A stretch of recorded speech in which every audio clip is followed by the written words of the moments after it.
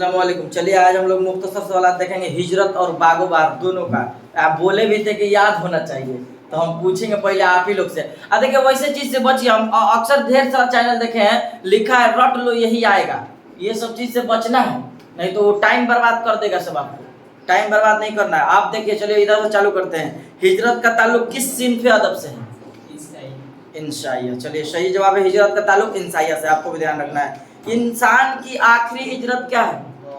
हाँ, इंसान की आखिरी हिजरत कौन सी है? मौत। 3 नंबर सवाल, इंसाइया हिजरत के मुसन्निफ कौन है? अहमद जमाल पासा। ये बिल्कुल सही जवाब है। हर मुल्क के मुल्क मासद से क्या मुराद है? हाँ, तो यानी हर मुल्क के मासद से मुराद बंजारों के जुबान में सारी दुनिया या सारी जमीनें हमारी है। ध्यान रखना है। 5 नंबर सवाल आपको देखना है। उसके बाद अहमद जमाल पासा के पैदाइश कब और कहाँ हुई? हाँ, तो आपको भी ध्यान रखना है। 1929 ईस्वी। कहाँ हुई? इलाहाबाद। ये आपको ध्यान रखना है। इलाहाबाद के एक मोहल्ला खिलदाबाद भी दिया है, तो आपको ध्यान रखना है। 6 नंबर सवाल, किसके मुकाबले में महजूब इंसान माजूर है?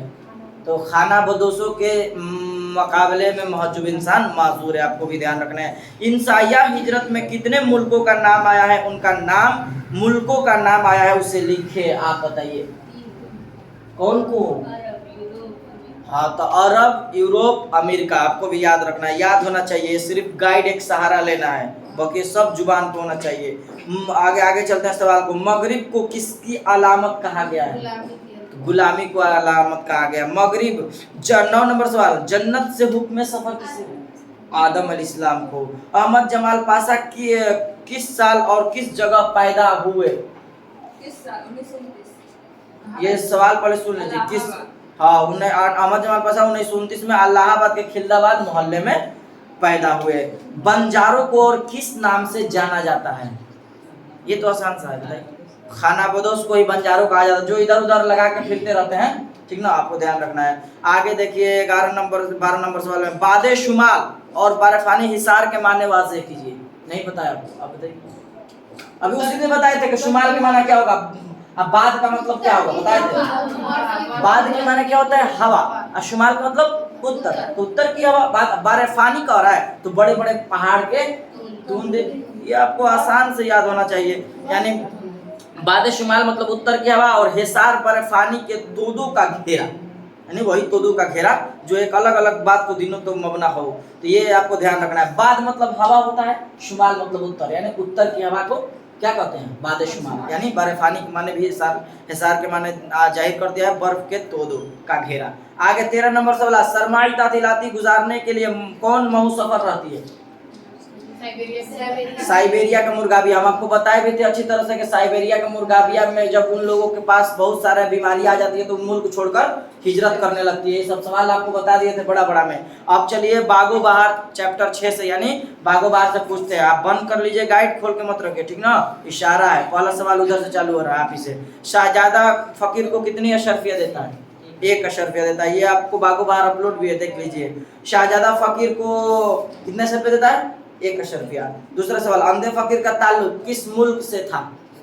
हिंदुस्तान से था। शाहजादे के वालिद और मलिक सादिक के दरमियान क्या रिश्ता था? तो क्या रिश्ता था? दोस्ती का। आपको भी ध्यान रखना है। आगे सवाल की तरफ चलते हैं। फोर्ट विलियम कॉलेज में मीर अमन की बहाली कितने रुपए तनख्वाह पर हुई? 40 रुपए की तनख्वाह पर हुई। आपको भी याद रखना है। अच्छा, मीर अमन देहलवी फोर्ट विलियम कॉलेज से शकबदोश कब हुए? 1800। हाँ, तो 1806 में। आपको भी याद रखना है। आगे देखिए सवाल नंबर 6, बागो बहार का ताल्लुक किस सिंफ से है? दास्तान है। बागो बहार क्या है? दास्तान है। 7 नंबर, बागो बहार कहाँ लिखी गई?